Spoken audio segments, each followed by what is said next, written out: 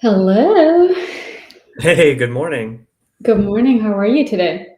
Good, good. It's good to see there's life after Zero Week because here I we are. know. I know. That week just, yeah, really washed me off. Yeah. I just feel like, whoa, what do I do in my normal life? Yep, yep. I Um, think we'll have to adjust the quarterly fiscal quarter should just end the week of Zero Week, and that way we can move on to the next quarter yeah, and be exactly. ready. It's a nice ending point. So it was good. It was intense. No, it was intense. Yeah, so for those of you who don't know about Sarah Week, if you're joining from outside of Houston, um, it's an all-consuming week here in Houston for anyone working in energy. And Jason, you had a good history about how Sarah Week actually started. Maybe you can talk a little bit about that. Oh man, now I'm going to be put on record for knowing if it's true. So I think Zero Week is this annual conference that's been going on forever. I think it's hosted now by S&P Global. That's the same group as like S&P 500, but like different parts of the house. And I guess that part of the organization is more of a media organization, but it's really targeted at like energy executives in government. And so that's the Zero Week, and they like to advertise there's something like 500 C-suite executives, probably related to the S&P 500, but also around the energy industry. Um, Representatives of government, so 80 to 90 different governments, and then media. And a lot of media actually comes from like analysts and wonks in energy. And so, and it's a big conference. It's like 10,000 people. Not quite OTC level of like wideness, but still very large. And I think the thing about Zero Week is it tends to focus on policy because energy is so much driven by policy. I would also say it's not like an oil and gas conference the way SPE or OTC is, in the sense that it's much broader. So it tends to cover more of things like the grid and power generation versus petroleum products. But obviously, like petroleum is so integral to energy generation, it's all there. And so I think that's how it's distinct from an oil and gas or a petroleum conference. But the important part for us with our startups is there's this piece that's been attached to it from the last few years called Agora. And Agora is much cheaper to attend, but also features startups and gives the innovators a platform to talk about why their technology is different and how it's going to contribute to the energy mix. And so there's kind of two sides to the show, and I focused on the Agora side. I don't know if Nada, you got a peek on the big week side, but I know you had some notes you wanted to share. Yeah, no, no, and I think I also wanted to mention how there's, I think, been a shift over the years. How, when I worked in a lot of different oil and gas companies or suppliers, was that there was a lot of interest in going to ODC, but then over the past couple of years, there's also been a shift in a lot of the senior leadership preferring to go to Sarah Week, especially if they're coming from abroad. They have to pick one that they want to go to, and so often a lot of them have been, especially because of also the shift in the energy transition. I felt like what you said, Sarah Week encompasses so much more than just oil and gas, whereas OTC is kind of known to be primarily focusing on oil and gas. So I've definitely heard more about Sarah Week in the recent years. And so I was really excited to be part of it this year. It was my first time being there and experiencing it. I've always kind of experienced it from the outside. I mean, last year, Jason, both you and I didn't actually physically go to the conference, but there are also so many side events that happen, right? It's Mhm. like the way we did Climate Week. There's so much going on. There are like weekly receptions, there are breakfast receptions, there drink receptions, there are dinner receptions. Like you don't have to actually go to Sarah Week to experience it and connect with people who are in town Mhm. um, because of Sarah Week and get a feel of what's going on. And like you said, it's a very high profile conference, especially because of there were people talking about how they just see this endless line of black Suburbans outside the Hilton America Yes. Yeah. because these are like the crown princes of Mhm. the the oil states, are here, the CEOs of these big oil corporations. And I was so excited. I think it was Tuesday when I actually saw Chris Wright just walk Mhm. right in front of me. And there's Mhm. like a delegation of people next to him. And I was like, this guy looks super familiar.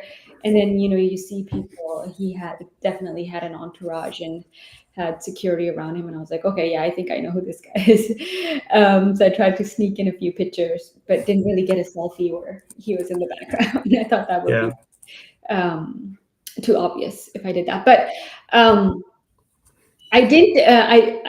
Like you. I was mostly at the Agora, which is the most important part for us, anyways, when we're working with our founders and understanding what's happening um, with new technologies and innovations. But I did hear from a few people who were at the executive conference that the theme has really shifted. Hmm. Over the past 5 years, there was a lot of focus on energy transition, on renewables.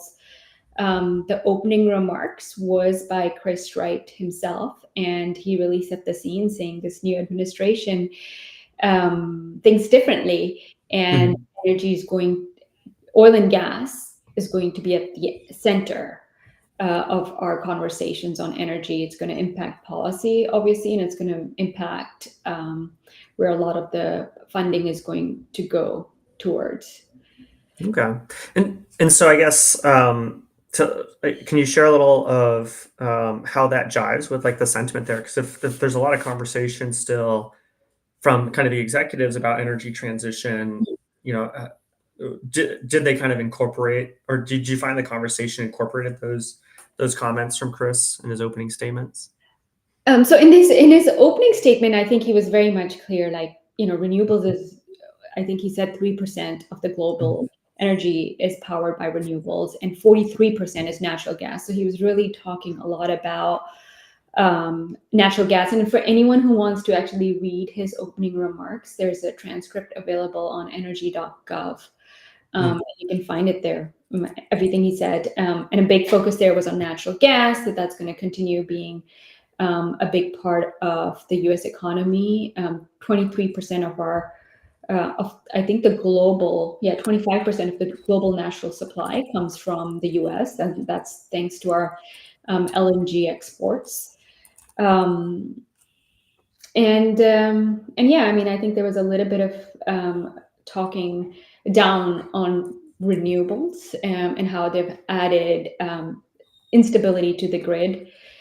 Um, and not recognizing the benefit of having solar, wind, and battery and what that could be more additive to the grid.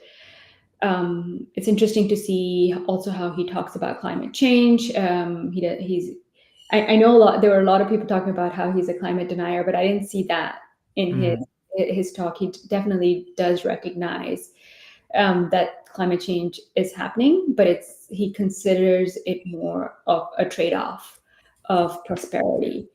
And I Mhm. think that's the general tone that we've seen with the new administration. I think a lot of the CEOs, so I was just looking at some of the headlines from other CEOs of oil and gas companies, BP, the new CEO was there, Saudi Aramco. I think they're all echoing that sentiment about how the days of where we look down on oil and gas are kind of past us, and stressing the need for producing more energy Yeah. through fossil fuel. Yeah, I think this is what we talk about when we say like energy is hard because you have this trilemma problem, right? You need to balance kind of the value that energy abundance brings to make like work happen with sustainability and cost, right? And we're kind of seeing a movement of that balance at a political level to be more about low cost, Mm. um, just given where the message is. But also, maybe it's not said by this government, but it's going to be said elsewhere in the world. There's going to be a motion towards reliability and stability. If there's going to be concerns about supply chain at a global level, or even just making sure the grid is stable, that resilience has a value to it that maybe isn't necessarily compensated in a place like ERCOT, but there's this focus on capacity and stability that we're talking about. And what we're hearing from this current administration is that the sustainability is going to take a lower priority. It's going to always be there because that pendulum swings back and forth. But I think that's the message: is the kind of the balance point is being shifted. But you can't walk away from all three, right? They're Mm. always going to be part of the equation. And I think we're seeing a lot of the regulations get pulled back at a federal level. It's actually an interesting time because I think there's a landmark case that was which previously called Chevron, which was about enforcement of policy. And before the case was turned down, there was a lot of latitude given to organizations like the EPA and others to kind of interpret the rules. And I'm very curious now how the courts are going to interpret. I guess in this overturning of Chevron, they said no, the various agencies have to interpret exactly what government passed. And it's kind of an interesting moment from a policy perspective to see a lot of the dismantling of kind of the enforcement agencies when we've almost had like a stricter interpretation of the law as handed down by the Supreme Court. Definitely an interesting time in terms of how we think about that balance of energy production and the relative value of low cost energy. Mm. And to be fair, energy is super valuable, which is why we have it everywhere and why we want it to be low cost, right? Yeah. Yeah, I think there was the CEO of ADNOC who said, "An energy realism is taking center stage." So, Mm. I guess that's the term I think that was used again and again. Is like energy realism, or like I think Chris Wright said climate realism. Um, yeah. Yeah, but speaking of realism, right? I think we're expected to have more solar. I don't know if it's installed or produced, energy from solar produced from solar and wind than any other source today. Yeah. So in Texas, right? That's just market forces doing what they do. Yeah. And crazy enough, like solar and wind in specifically solar in Texas is being installed with batteries. So it's really becoming a capacity solution because you got Mhm. the battery, you're literally just using the solar to charge batteries and then provide that power, for dispatch. And so as much as we want to have realism about kind of the sources, like we got to be realistic about the fact that the market's just kind of pulling stuff Yeah. and those are the projects being deployed, right? Yeah. Um, What are you thinking? I was thinking, what was I going to talk about next? There were a few things that were in my mind, but Well, what, talk yeah, about like you were telling me before this kind of like a sequence of experiences you had kind of going day yeah, to no, day to I'll talk day. about that, and then Yeah. I'll want to touch on later on like Canada, since yeah, actually, before I talk about that, I think it was interesting to see at the Agora. That's where we were, right? So Agora, the way it's set up is that you have a few houses, and mostly those houses are kind of companies that have sponsored those spaces. Hmm. And they have these different rooms. I was thinking, it was going to be set up kind of like OTC, which is like this big open hall, and then you have these like big stalls. But the way it is actually at Agora, because it's also at the J.R. Brown Hmm. Center, that it's separate rooms. So you actually have to go from like one room to another room, and it's enclosed. And then they can have like their presentations. Some companies had these big rooms. So also interesting to see like which companies had rooms, because they weren't like all the IOCs weren't present. Hmm. I think Chevron was the only American one. Exxon wasn't there. Total wasn't Hmm. there. BP, Shell didn't have these big houses. Petronas was there, which was interesting. Yep. Um, But side note, Petronas had the best ice cream. So like they do like they're real people at these conferences. They have real fun. yeah, And each they're one of those interesting. houses actually represents the culture. So you like, yeah, Yeah, keep yeah. going. So like you go into Petronas and you felt like you were in Asia. I felt like I was entering like Singapore Airlines or something. Like there was very service oriented. They had good food. It was like quiet, mellow music.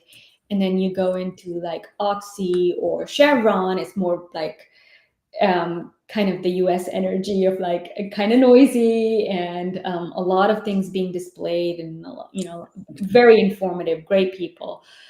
Different marketing style, but you Different were going to say something, and I was going to contradict you. You said there weren't that many super majors there except Chevron, but then there was also Oxy, and There's it's also, like at yeah, what point does Oxy become a super major? I don't It's know. obviously not international in Yeah, the same way as some of these other ones, but yeah, clearly like entering a different presence, yeah. and their room had it's like each wall was telling a different story. And I think with data and facts, so definitely a different marketing style where it was a great platform for them to talk about what they were doing for Mm, energy. yeah. So it was Mm. definitely good, right? I see there's a comment here, and I want to read it out loud from Rusty.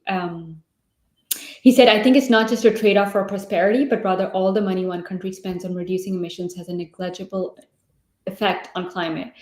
But we should reduce excessive emissions when economically viable. I think that's an interesting point. Yeah. That is like, what are we actually spending our money on that's actually reducing emissions? Um, Yeah. mhm. It's like and I think this is the common concern with things like direct air capture. So energy intensive to Mm, pull air CO2 out of the air, like when it's just in the regular air. yeah, And its question is that the best dollar deployed for carbon captured, right? yeah. And and generally, I think we as a society are looking at the cost of carbon capture, right? If Mhm. it's $10 a ton versus um, $500 a ton. And I think this is where I'll disagree with some people. The cost of carbon should be low, right? Like if the cost of carbon is low, it means we figured out how to cheaply and efficiently store it. Yeah, And a lot of this energy is not viable if we have to continue to pay like $100 a ton for long term storage. yeah, And I think that's kind of the story here is we don't want to spend a ton of capital reducing emissions if it's not valuable, right? We want to have the valuable, most cost effective storage, and that's why those are kind of tightly coupled in terms of energy because it is so energy intensive to store carbon, yeah. No, right? and I think that's a great point because I mean, obviously, when Oxy was there, Oxy's main focus over there at CERAWeek in its house was about DAC, um, Mhm. and how they have this clean pilot facility now that they're really going to. They want to bring on more pilots. Anything that would kind of can be built around this DAC facility that would be either utilizing this CO2 or in some other way be connected to the infrastructure of DAC. And then when you look at DAC, I think their project is like maybe 500,000 metric tons of CO2 that they're capturing from DAC, um, compared to, I think, I don't know, is it how many gigatons of CO2 that we actually need to remove to be able to get to net zero. It is very negligible, and the cost I think of DAG is like $1,000 Mhm. of CO2, and that is very expensive. So I think the point that must be made Yeah. is very very valid. Like, are we choosing wisely the technologies that we're investing in? Hmm. And I think the early versions of DAC were $1,000 a ton. I would hope that there's a long term path to be Yes, in the I think it's still $20 range, early right? early Yeah, stage of DAC, for sure. Um, yeah. yeah. So, and then you were asking me about like the day-to-day progression. So CERAWeek is a 5-day conference. It Mhm, starts around noon on Monday and ends around noon on Friday. And we were lucky enough to get passes, in particular through our partnership with Canada. And Canada had a big presence. Everyone was saying there's so many Canadians here. And Canada has a big presence every year because they're a big energy partner of ours. So they had a house. I was there Monday, Tuesday, Wednesday. And then on Thursday, we had an energy tech market event, and we'll talk a little bit more about that too. But it was really interesting to see Monday, you're just kind of getting in there and getting the lay of the land and figuring out, who has houses, who's here. And it can be a little bit disorienting because there's mhm. just so much going on in that space. But you kind of maneuver through and figure out, where do you get lunch and which house has good food, and are you seeing the people that you're used to seeing? Um, but I really saw the benefit of coming there at least 3 days in a row for me, because I had some conversations with people, at Saudi Aramco the first day. second day, they introduced me to other people who were there. And then the third day, I could have even deeper conversations, and they could say, you know what, you need to talk to our boss who's here from there on. And then you kind of are able to connect with them, and they might be at the executive conference, but everyone also wants to come to the Agora and see what's happening there. So just because you're not at the executive conference, which is a $10,000 ticket, doesn't mean that you won't meet the people who are attending that, because there's a lot of free flow between the two. I mean, we from Agora can't go the other way, but people from the executive conference do come to the Agora, and you can set up meetings with all these people. And so I really saw the benefit of going there for the whole week if you as a founder. Because also, as I was talking to other founders that we saw, Jason, many of our members, they found it to be especially valuable because they could have conversations with different people at Oxy who are part of this clean pilot facility that they're building, and could actually pitch in a very concrete way to a lot of different people who will eventually make decisions of what pilots they take on. So when I don't know if it was you who said, and I think you've said this many times, is like, it is a conference where deals happen, where startups can fundraise, where they can find their industry partners, where they can like pitch their pilots. So I know $3,000 for a ticket for Agora seems like a lot, but a lot of our members were able to get in not only discounted prices, but if you're presenting at some of the houses, many of our companies were presenting at Microsoft, you're able to get a full week's pass. Yeah, and I think the real value is like when deals get done, it's not like you just show up and like a term sheet falls in your lap, but you can definitely raise $5 to $10 million at CERAWeek. And part of the reason is that there are investors there, angel investors, early stage VCs, strategic investors. If you show up and you have something that's like, I don't want to say it's cooking, but it's ready to go in the oven, you can kind of circle through the show and socialize the opportunity. And because people are in this ability to kind of interact and talk with each other very quickly, you can very quickly socialize a financing and find out who's kind of soft circled. I know two of our founders came in with a deal that they were socializing and had an anchor. And it seems like being able to go through the show and talking to so many people and stakeholders on various investment committees, so, right? Because not all investments are made by a single investor. Sometimes they have to make it as a decision as a group. They're able to get the nod or the soft commitment for their full financing just at the show. Yeah. It feels like magic because like literally you're just pitching the entire time, but that's you've essentially compressed what could be a 3 to 6 month financing roadshow into 48 hours, 72 hours of really intense Absolutely. Yeah. fundraising. Super valuable. Yeah, that's what I heard from one of our founders was the same, because she's been having conversations with a lot of the strategics that were there. She's had one-on-one conversations with many of the people, but then just coming here and having access to them without having to schedule a call, and access to the, sometimes the entire team and a lot of other decision makers, it just really speeds up the process. Because otherwise it can take 3 weeks because you schedule a call with one person, then they do another follow-up in 2 weeks, and then in 3 weeks, it could take months. Whereas here you can really speed track that. Yeah. And so just in the context of time, if even if you're not paying yourself, like a whole month is worth $15,000 to $20,000 of burn time for a founder, and not even regarding their team, right, that they have to support.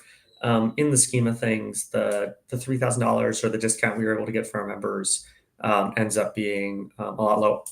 It's just a good deal. Yeah. You just got to be ready for it. And so there's a couple of tent poles, I think, for fundraising. There's CERAWeek, there's the RPE conference, there's going to be NREL's conference coming up in a few weeks. And then in the fall, hopefully Climate Week here in Houston evolves into one. But there are only so many of these where you can kind of jump in and raise. And it's that combination of just kind of having a whole stack of investors there as well. Yeah. And I'm not going to say it's like relevant for every founder, but in particular, if you're fundraising, right? So it's like timing wise, like if you're like some of them who are really deep into their fundraising journey right now, CERAWeek just happened to take place at the right time for them. And for others, it might be, during Climate Week. I think the RPE And conference is this week or next week in DC. So it's coming yeah, soon. Mm. and and kind of the mechanics of fundraising, right? Like generally, you got to get a term sheet together, and then you got 60 days, and then you got to close. And just the way the calendar works, like if you don't have a term sheet and definitive documents in hand by, I'm going to say early June, like everyone's going to go on summer break. It's going to slow down. And so Mm. really the clock really starts around now to kind of get that term sheet in hand, to get the diligence started. And so, I think experienced entrepreneurs kind of understand these cycles from experience. But this is really like a good time of year to get these things locked in or get feedback and decide if you gotta delay till the fall Mm. because the worst is trying to get signatures and investor meetings together in mid-June, July when everyone's on vacation. And Yeah. if you didn't plan your cash well, you're just going to be stuck until everyone comes back August 22nd. Yeah. That's just the reality. Yeah, and Jason, I know you've been coaching some of our founders Mm. on fundraising, and when they're going to these conferences, like how should they be pitching and talking? Do you want to share some of your tips with the Yeah, audience? actually, Yeah. I was never successful at raising at a conference. So this is one of those things where if there's, I want to get what do you call it? A lunch and learn together next year with someone who's done this successfully. Serial Week wasn't a thing when I was raising capital, and so um, I've seen other people do it. It's not as good as hearing firsthand from an experienced entrepreneur, but really, uh, we were able to raise the first tranche of capital to get Greentown into Houston at Zero Week. And it was about just going around, having a pitch that was ready in terms of knowing exactly what our ask was, and then going through the conference and just asking for referrals to decision makers from our champions. And so we were lucky in the sense that we had champions who were there who were kind of Sherpa taking us through the show and connecting us with the right people. And sometimes when you're first time, doing it for the first time, it feels like magic. I can't say I know. I haven't done it enough where I could tell you the pattern of what makes that successful the second or third time around. So I'm going to want to do a study with a couple of our entrepreneurs to see what the best practices are. So I'll have to get back to you next year when we do this ahead of Zero Week. Yeah. And so, what I wanted to talk about, I know we're already like, we didn't think we would have so much to talk about, but it was like a really, really fun and full and intense week for us. And for us, we also, are partnering with Atlantic Canada, one of their nonprofit organizations called Tech NL, which is an organization in Atlantic Canada, which includes like Newfoundland, Labrador, Nova Scotia, so the east side of Canada. Not really the side that we are usually used to working with, because most of the oil and gas partnerships that we have are with Alberta, Mhm. um, which also had a big presence during the conference. Every year they have their house. I actually didn't manage to go to their house. Apparently, it was in the Hilton lobby right Mm. before you enter the executive conference. Because they had their own house this year as part of the Agora. Um, and you saw a lot of, for Canada, this is a really, really important time because of the new administrations and the tariffs that are being put in place and that are going to significantly impact their energy industry. So a lot of the oil that Canada produces is kind of heavy crude Mm. oil. And the refineries in the Midwest are built to be able to process that kind of crude oil. And if we put a halt to those, we put tariffs there or do anything that would slow that down, that's really going to slow down the economy in Canada. It's going to slow down their production and it's going to impact them because that oil has nowhere else to go. Mhm. How we were talking about how a few years ago, the Keystone pipeline was a big deal. And what tariffs will do is basically, yes, people who kind of proposed who were in favor of Keystone are now in favor of tariffs, which is kind of like Mm. going to have the same impact in the end in terms of getting that oil out of Canada into the US and then from there exported and also to be used in the US.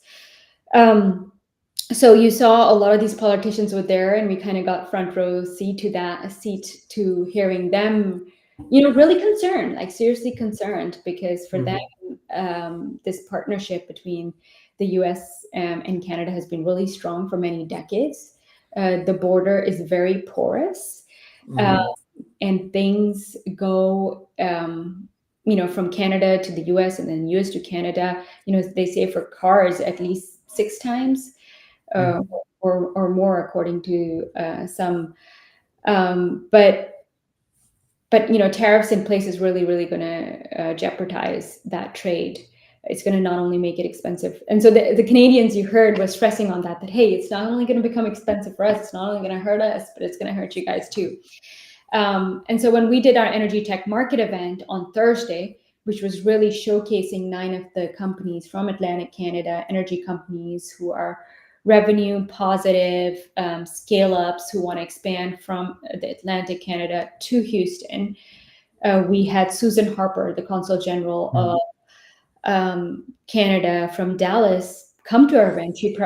She saw me there at the Canada House, and I told her about the event that we're doing, and she's like, I want to be there, just to emphasize the importance of this program, and also kind of show Team Canada is really united in making sure that the relationships between the two countries continues the way it's been in the past.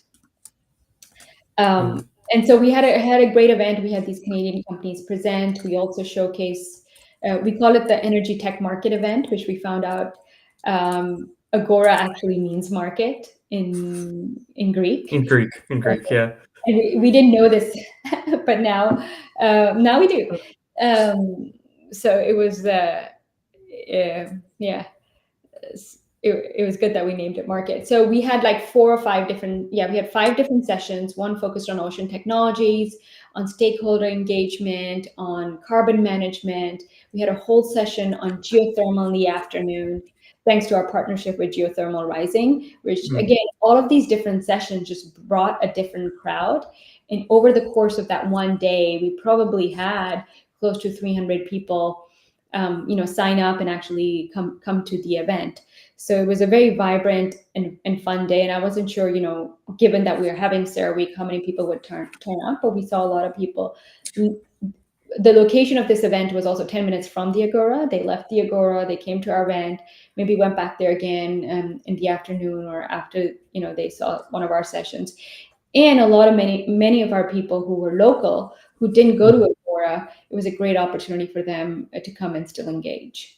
Yeah, and I think for me, some of the measure of success is like how many faces are there that I don't recognize, and because especially when we're trying to create awareness for the startups for them to get into the market, and I think usually at an event for us, like 20 or 30% of faces are new faces.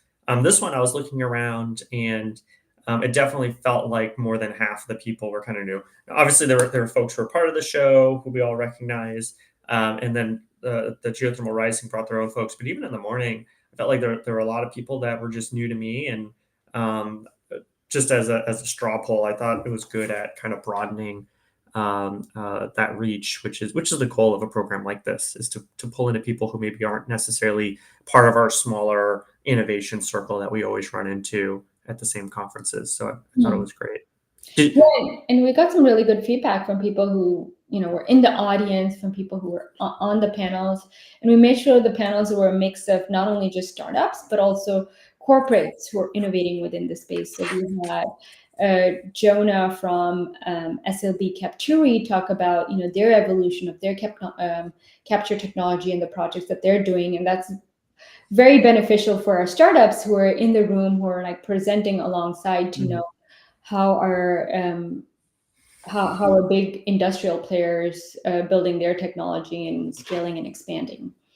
Yeah, I don't know how to say it, but sometimes you kind of expect people from corporate to be kind of stiff and like Mm. corporate. That was a fun presentation, very dynamic, Yeah. very good energy, pun intended there. But it's funny to be reminded that these are real people who are having a good time working on technology, even Mm. if they're in a massive business like Schlumberger or Mm. SLB. So it was definitely a good presentation. Was that your favorite panel? I think that So was definitely my yeah, favorite panel. So um, we had Loop Bioproducts on there, Rhiannon, yeah. who's one of our founders, talking about nature-based solutions. We had eDNA Tech, Steve Baird from Canada, talk about how they have this eDNA technology where you can measure the biodiversity in soil, water, wherever you're operating.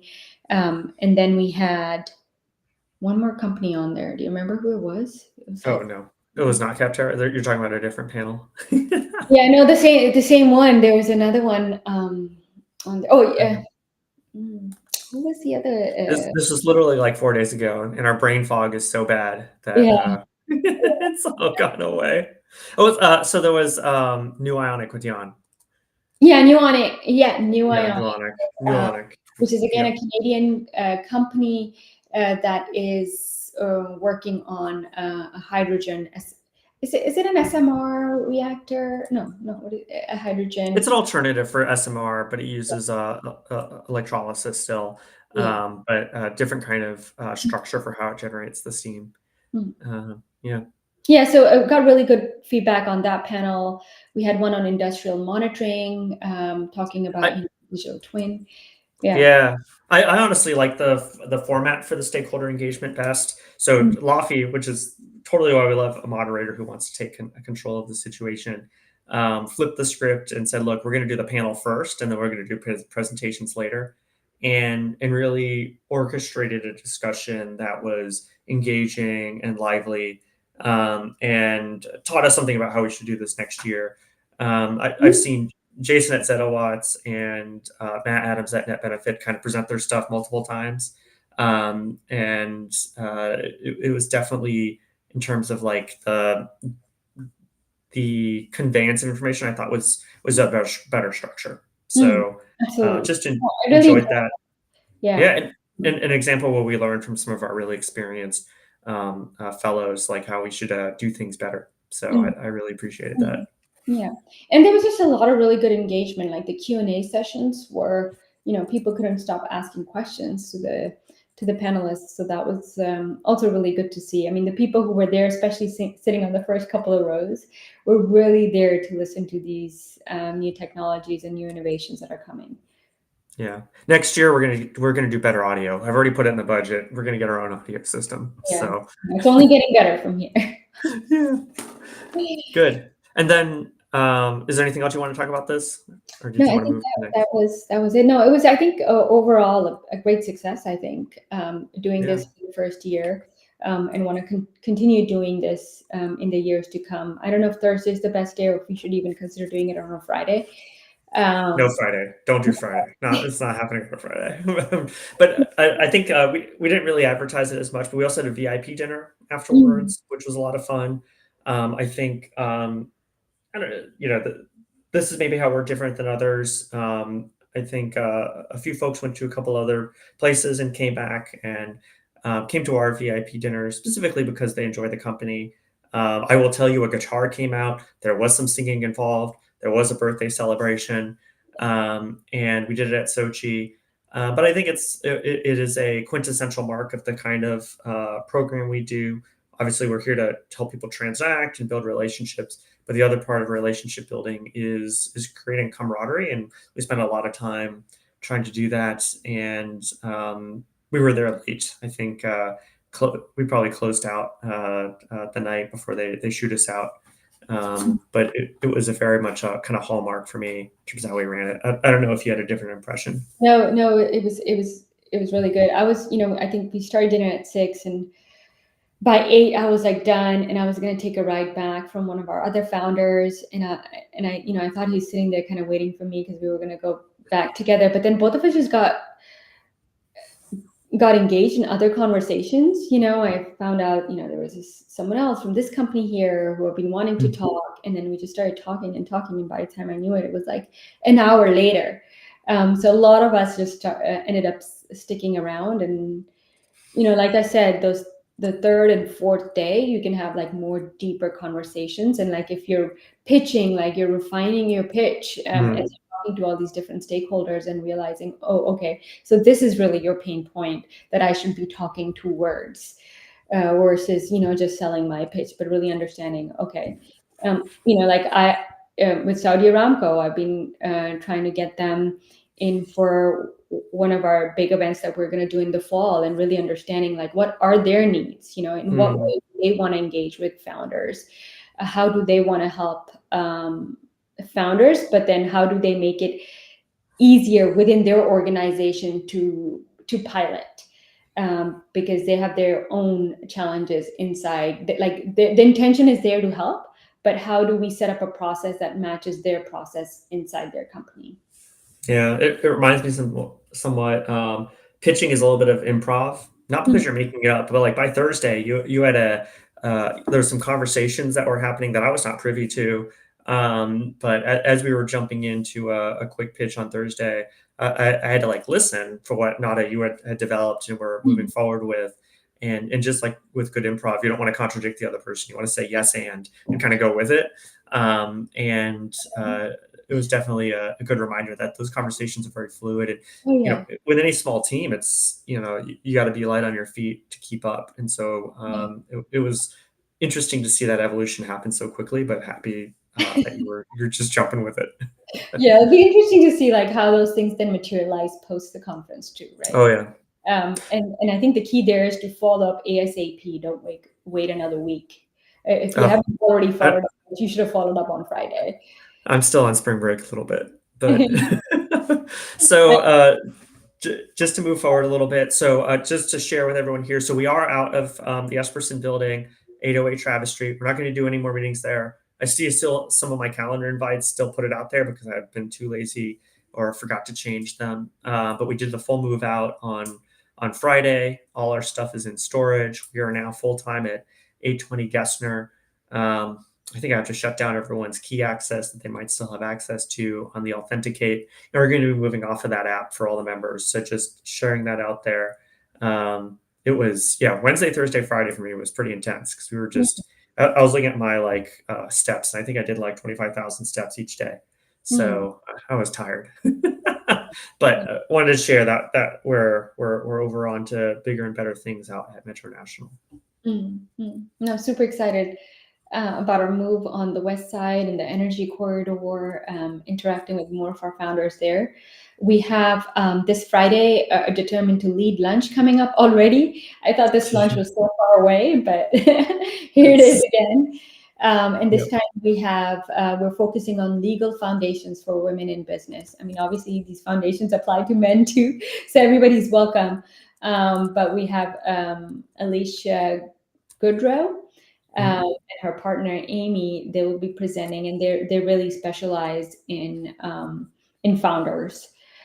So I think it'll be really exciting to have founders and non-founders there. And a lot of the times at these lunches, what I love is the discussions that you have, after kind of the main presentation, because people challenge these presentations. They don't just take everyone's word for it. And also when it comes to like um, the legal stuff, everything is often also a discussion, like what's a good Mhm. way to approach this, because there are many ways to approach, the way that you found your company, the way that you fundraise, whether you do a safe round or convertible note and things like that. So I think it'll be interesting to see the different perspectives that come up. Hmm. Yeah, and I think it's especially pertinent. We have a number of members who are kind of in transition, coming out of one startup, thinking of starting another one, and so a good event to go to for that. And then just to reiterate, I think this is open to everyone. We just are bringing in people with women of with their expertise to share, and then we bring them good food. So that's on Friday. I'm excited for that one. Have we figured out? Have we decided what food we're gonna get? Are we gonna get chop and block, or are we gonna Yeah, do I think something that's else? what I was thinking. We haven't Okay, had in a while. Yeah, let's do that. Yeah. okay, that'll be Mm. good. Other things going on this week. We're actually hosting an event in New York. If anyone is there, it's going to be hosted by a few of our members who just happen to live there. I think as we've seen some entrepreneurs transition, they've ended up back in the New York orbit. This event's actually going to be at Berry Park. I think that's in Brooklyn. But check it out. We have that on Luma. And then I'm going to a few events this week. I think we have, gosh, what is this event? Um, forget the name of the group. They're coming into town. Let me pull up my calendar. Embarrassingly, I don't have it in front of me. Okay. I think we have Plug and Play Sugarland is doing their Hmm. launch on Thursday. Ooh, And that's very interesting because go ahead. no, I think that's very specific. That's Plug and Play Sugarland, not like Plug and Play Houston. Yeah, and it's I obviously I think Plug and Play has been in and out of Houston at least once or twice. I know there's also like a Plug and Play affiliated with College Station. Plug and Play is a proven model. Like they're all over the country. They're scaled. Right? They're international, but they also have a very specific program that's targeted specifically at helping corporates kind of quickly see through a very thin technology focus area. I'll be very interested to see what their technology agenda is. But between Avatar, you got Plug and Play.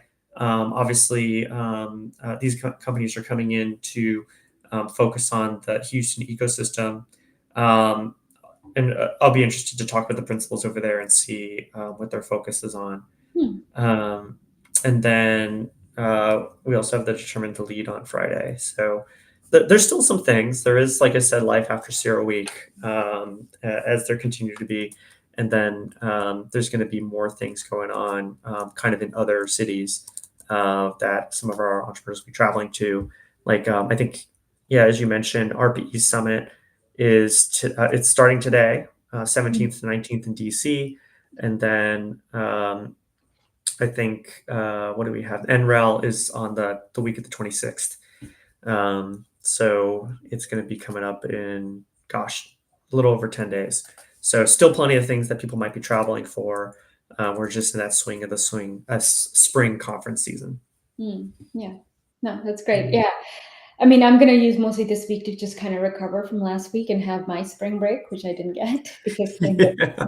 Sarah Week. So hopefully next year, actually, the dates for Sarah Week next year are already announced. I think it's the week of like the 23rd of March. So it's going to Mm, be after Sarah Week. It's towards the end of the month. So I'm excited about, yeah, about that, and not it colliding with kids being off and a lot of people being out of town too, unfortunately. yeah. So Yeah, hopefully we'll schedule our tech market for next year in the next few weeks, and we'll put that we'll throw the Luma up and start getting the events committee to plan around that as well. yeah, yeah. No. Good. Good, awesome. Well, this is good. We had a lot to talk about. I also want to mention we're also doing, for our members, a field trip up to visit Mm, a lot of the facilities that our startups have, and we're going to Hertha Metals in about a month's time. So I'm really excited about that. And if you're a member, reach out. If you're not a member, still reach out and become a member so you can join us on this trip. And this is open to our investor network, to our founders members, our industry partners, and yeah, I think there are many people who are excited to visit this. Is it a steel manufacturing facility? I don't know exactly what it is. I have to do. Technically, it's a steel mill, but it's a demonstration unit, so it's on the smaller side. Hmm. But I think it's cool. Yeah, So I think it's super cool. Okay. yeah, Good. Well, thank you all for joining. If you're watching the recording, please drop a comment so we know you saw this. We're still trying to figure out, what's the best time to do these. If Monday mornings is a good time. So give us any feedback that you have. good. All right. And Okay. I think I dropped the link for the Earth Metals trip right into the chat there. Yeah. So Awesome. all Okay. right, we'll see you guys later.